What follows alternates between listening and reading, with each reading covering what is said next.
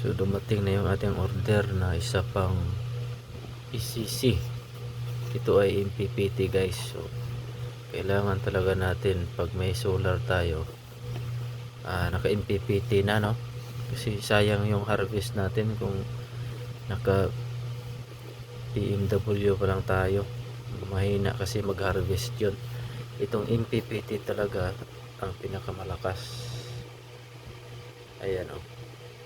Yan yung kanyang specs.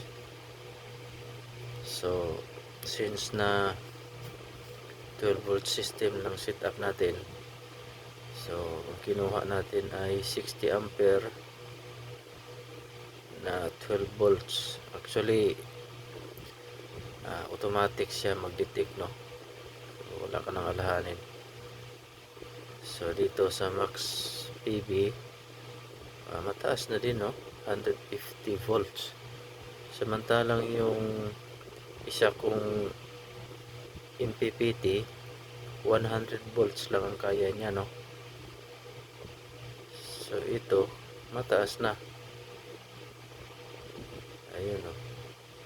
Mas maganda to sa mga nagsisiris. Kaya niya 150 volts.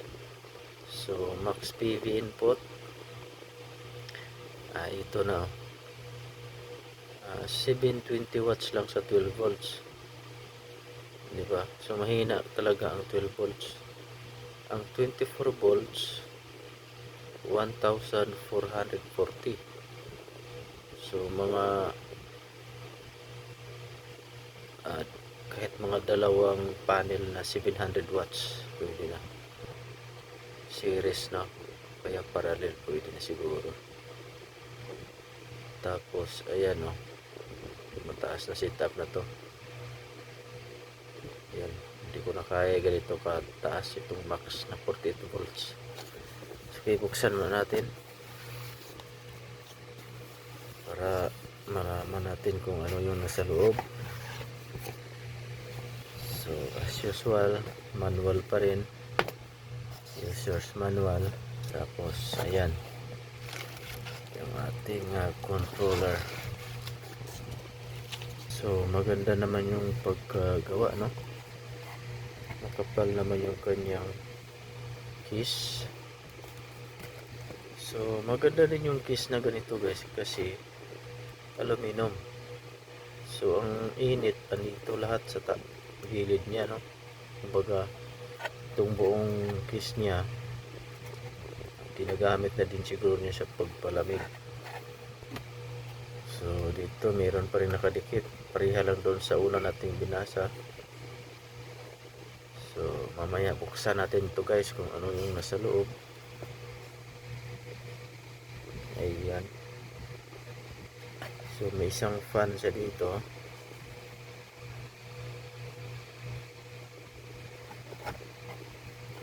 Bisa observe ko sa bigat, sakto lang yung bigat niya, hindi ganun kagaan. Talagang may laman, hindi yung gaan na parang plastic. So ang finish niya maganda pagka finish, no? Ito medyo makapal, hindi yung ordinaryong dinidikit lang, no, na papel. Ano siya, yung may pagka plastic. So ayan yung kanyang push button. Hindi talaga to siya piki na MPPT guys, no? Ayun, hindi doon gaya doon sa nabili kong unang solar charge controller na nakalagay dito MPPT pero PMW lang pala. So maraming piki na ganun. So dito meron tayong free din, no? Para pag idikit mo siya, ito, pag idikit mo siya sa wall, dito mo yan ilagay para may maghawak na sa kanya, no? So maganda yung finished product, no? Ayun, no? So meron siyang tatlong inductors, o kaya sasabihin natin parang toroidal transformer, pero mga maliliit lang siya guys, no? Yan, oh. Siguro kaya nila ginawang tatlo para sakto lang din dito kasi nakatayo ang purma eh, hindi pahiga.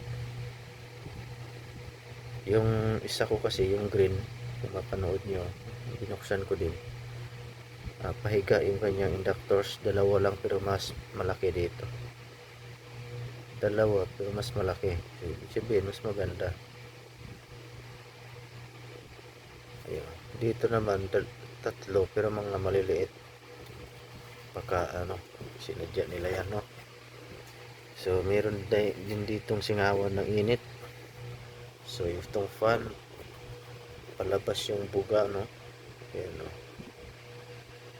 Palabas ang buga nito. Tapos dito wala na siyang ano, baka nandito yung mga MOSFET, baka may MOSFET dito, kasi hindi nila nilagyan ng labasan ng hangin gaya dito.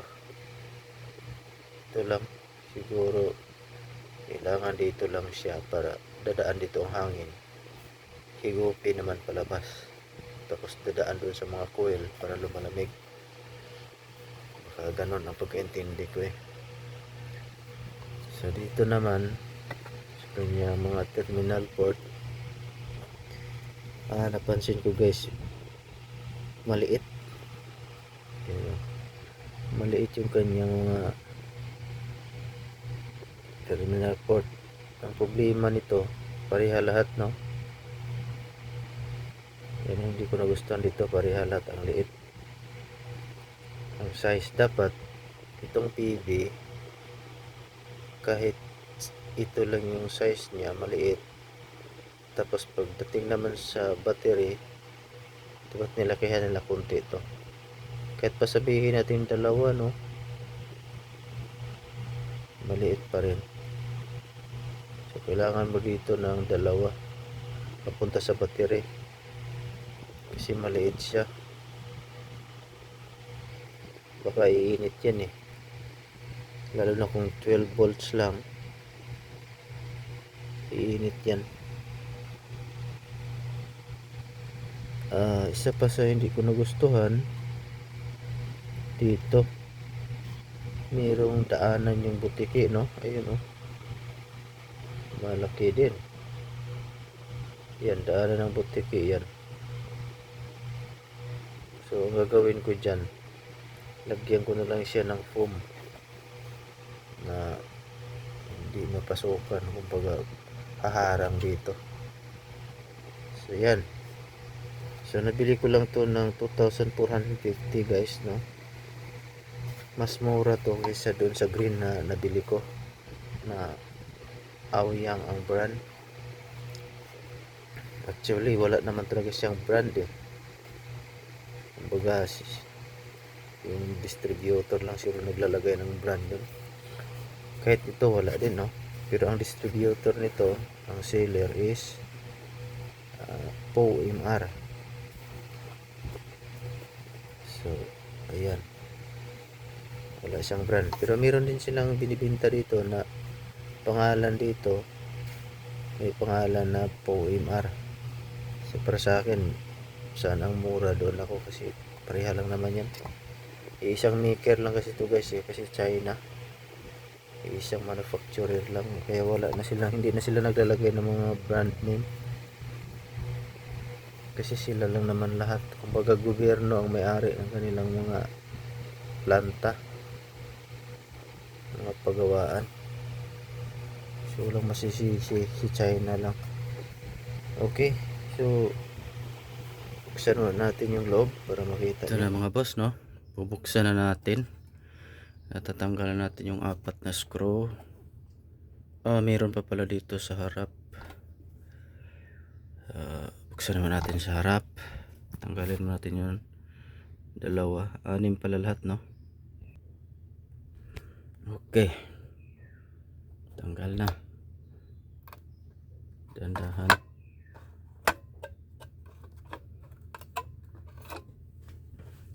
So ito yung loob niya mga boss. Ayan, maliwanag na sa ating mga mata. na tatlo yung kanyang inductors. Ibig sabihin pag may ganito mga boss, palatandaan talaga yan para hindi kayo maloko. Kasi karamihan ngayon maraming nagsasabi na MPPT kahit BMW lang kanilang inverter. Ito ang tingnan nyo mga boss. Yan. Kapag mayroon ito, totoo yan na MPPT. Hindi yan piki. So, ayan, maliwanag, no? May kapasitor tayo. Malaki din. Ito, kapasitor. So, mayroon din siyang parang maliit na transformer. Inductors din siguro yan, no? Yan. E-type na inductors. So, mayroon siyang IC. Yan ang IC niya. Diyan nakatutok yung fan. Ibig sabihin baka ito ang umiinit, no? Tuwing nag-harvest. Yan, dalawang kapasitor na malaki. So sa 60 ampere, ang kanyang saksakan ng wire is maliit. Kaya kailangan dalawa talaga. Susunugin yan pag ito lang isa. Okay. Meron siyang LCD dito. So maliit lang yung kanyang fan, no? Mga ganon, no? Siguro sapat na siguro yan na palamigin niya yung loob. So dito papasok ang hangin, ilabas niya dito. Dito rin papasok, ilabas niya dito lahat. Ito tatakpan ko to siya kasi daanan ng butike ito eh. So delikado, baka bahayan dyan sa loob, magka short. Delikado, sira na. So dapat diniretso na lang nila to, no? Bakit naglagay pa sila nito? Meron pang special way para sa butike. So wala siyang heatsink. Siguro ang heatsink niya ito ng buong case. Naka-design na ito kasi aluminum lahat eh. So dito na lalamig lahat. Ang lahat ng init i-absorb dito sa lahat ng heatsink or sa case niya na aluminum. Kasi aluminum yan eh.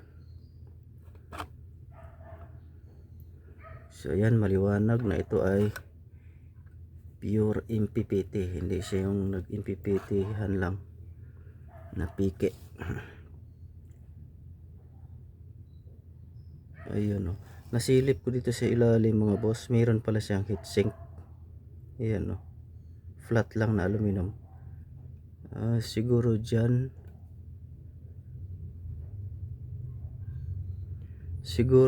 din ang parang heatsink niya, no? Pero ang alam ko na heatsink kasi parang mayroong grano. So dito sa kanya flat. Ayan, no? Flat lang. Masisilip nyo ito, flat lang siya. So may heatsink pa rin pala. So yan lang ang heatsink niya. Hindi siya naka-connect sa ground.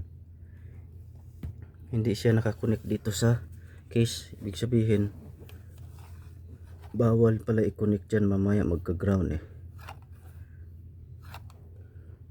Okay mga boss, yun lang yata yung papakita ko sa inyo para sigurado kayo, no? So tatlo, confirm.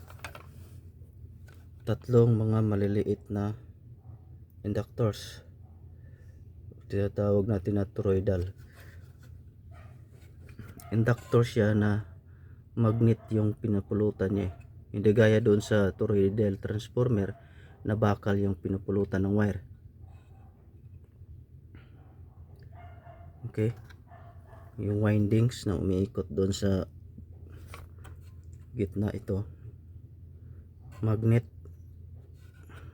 yan. Okay, confirm natin meron siyang heatsink. Try natin buksan mga boss, ilalim. Ayan mga bossing, no? Confirm siya na meron siyang heatsink. Nakakunik din ang heatsink dito sa buong cover. So Meron siyang plastic na ganyan ito para hindi didikit yung board dito. Mag short na kasi pag madikit dyan. So tingnan natin dito yung likod. Ayan. So meron siyang mga transistor. Ayan ang mga transistor niya. Doon niya nakadikit dito. So ibig sabihin pala nakadikit nga ang heatsink niya sa buong case. Ibig sabihin kahit wala siya yung parang grano dyan, ito na yung ginagamit niya, yung buong case niya para lumamig. So yan, transistor niya yan, 1, 2, 3, 2, 4, 6. So 6 na MOSFET yata yan. Tapos ito mga din transistor. So yan, confirm natin mga boss, no? Okay, legit naman. Okay, sana nakatulong, no? Legit yung ating nabili na 60 ampere MPPT solar charge controller.